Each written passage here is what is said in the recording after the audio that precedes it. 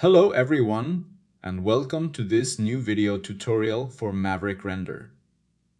In this video, we're going to put into practice some of the animation techniques we've covered in the introduction tutorials. Here, you can see an example of two animated cosmetics where several material changes take place. We're already in Maverick with our scene open. First, let's temporarily disable the depth of field. We see that the scene contains two assemblies, which are our two cosmetics. First, we're going to create a vertical movement for them. Create a motion controller and drop it onto the first assembly. Move to a final frame and raise it along the Z-axis. Repeat the process for the other assembly.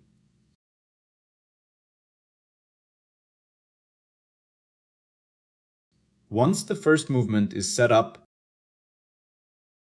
zoom in with the camera to define its final position. We see the icon in yellow because the position hasn't been saved yet, so we save it. Now we can scrub through the timeline and see how the cosmetics rise to their final position.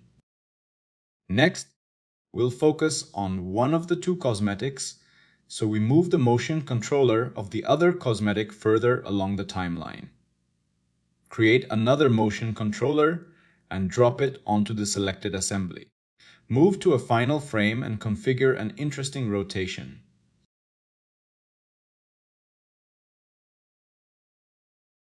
Adjust the three axes until the cosmetic is in the desired position.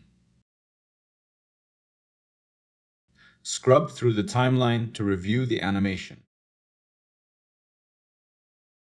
Make minor adjustments to the camera as needed, saving the updated positions. Now, let's work on the other assembly. Adjust the duration of the motion controller that moves it upward so it's faster, and have it start after the movement of the other cosmetic. Create another motion controller and adjust its position and duration in the timeline. Move to a final frame and experiment with different rotations, just as we did earlier.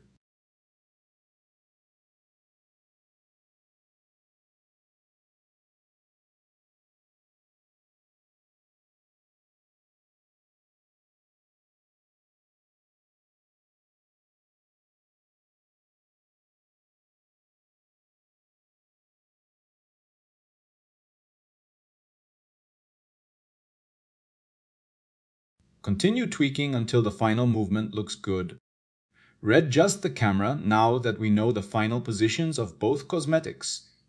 Set the final frame to match the duration of this movement and press play to review the result.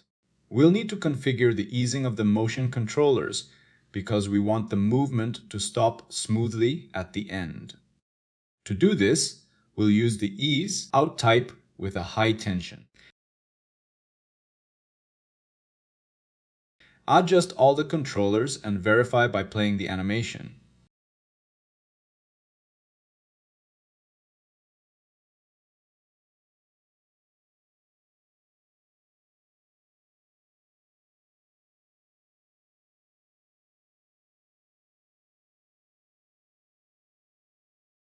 Once satisfied with these adjustments, move on to the next part of the animation. In this case, we want both cosmetics to complete a full rotation simultaneously. Select both assemblies and create a new one to contain them. Create a motion controller and drop it onto the new assembly. Place it right after the configured movement and adjust its duration in the timeline. Set the final position to one full rotation along the Z-axis.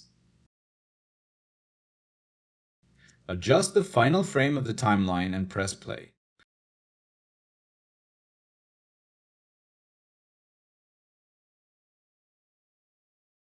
To make it more interesting, configure the easing for this rotation with a custom profile. We want the motion to start slow, rotate quickly, and then slow down as it stops.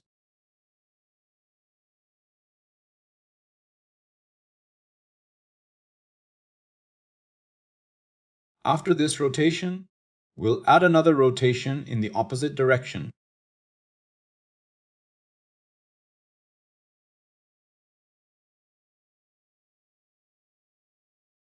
To do this, clone the motion controller and drop it onto the assembly again.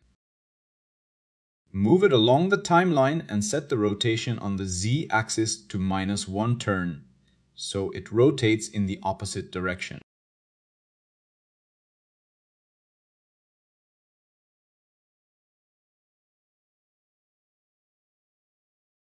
Play the animation, adjust the final frame, and review the movement.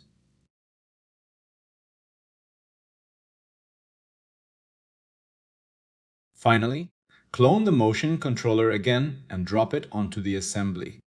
Move it along the timeline and set the final frame. Now change the rotation to 4 full turns, ensuring it starts slow and finishes fast. Adjust the easing settings accordingly and review the results by playing the timeline. To finish, we'll add a fade out to black. Create a front plate, place it at the end of the timeline, and adjust its duration. Review the animation and fine-tune the final duration, if you want the animation to end on a fully black frame. Add another front plate where the initial and final opacity values are set to 1. Now our animation is complete. Play it back to see the cosmetics rise, rotate, spin in the opposite direction, and finally spin rapidly before fading to black. Next, we'll move on to material animation. Open the nodal editor. Select the body of one cosmetic and drop its material into the nodal editor. We see it's a blend material containing the color and the label. Create a new blend material for the animation. Connect the original material to material 1 of the blend material. Since we'll make 2 material changes, duplicate the original material twice by holding Shift and dragging.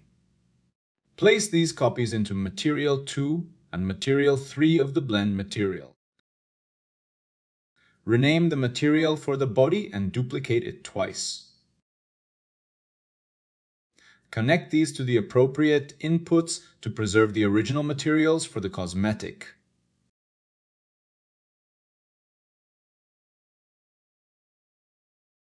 Now we have 3 separate color materials. Change their colors to make them distinct.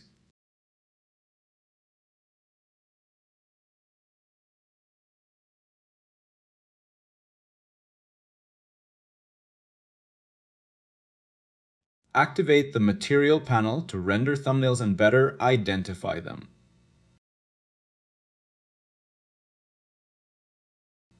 Select them and press play in the toolbar to preview.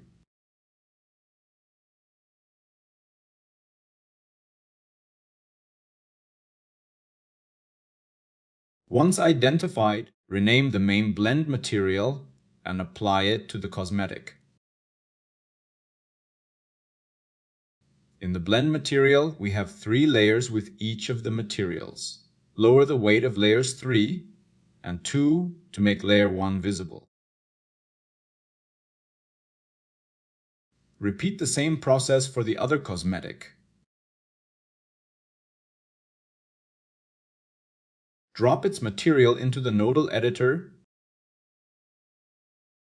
noting it's another blend material for color and the label. Create a new blend material for the new colors. Make 3 copies of the original material with Shift, connecting them to material 1, 2, and 3. Rename the materials for the body, duplicate them, and connect them to the appropriate inputs.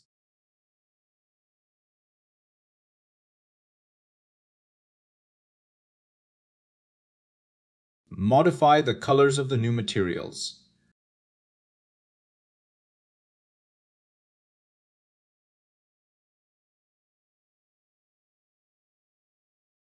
Render their thumbnails from the material panel for easier identification.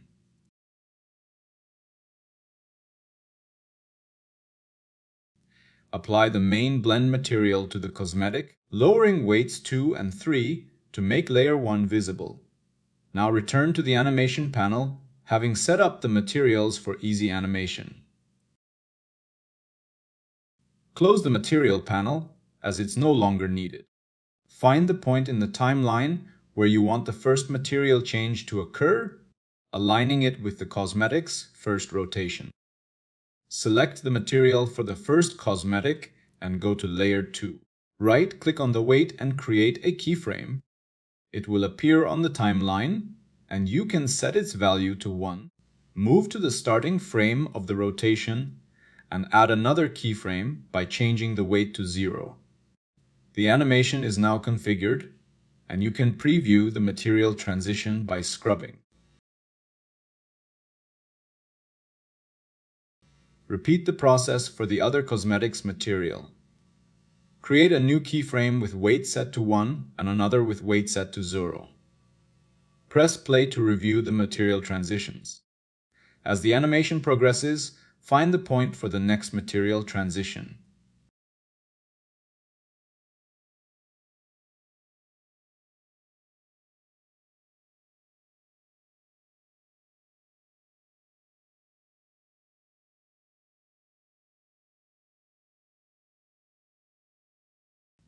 Add a keyframe for layer 3 with a weight of 1.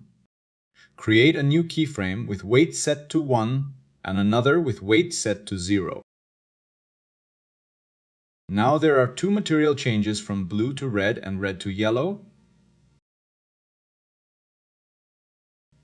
Repeat the process for the final material change on the other cosmetic.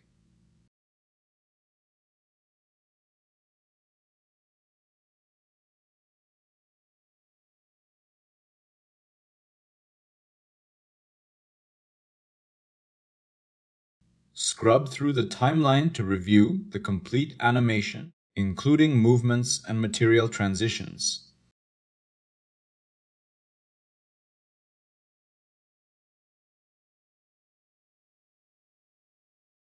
Finally, activate the depth of field and adjust the blur settings.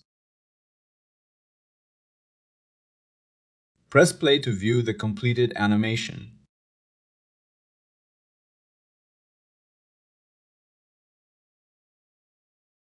Here is the final video, showcasing a spectacular result that you can achieve yourself with little effort, as demonstrated. That's all for now. Have fun with Maverick and see you in the next video.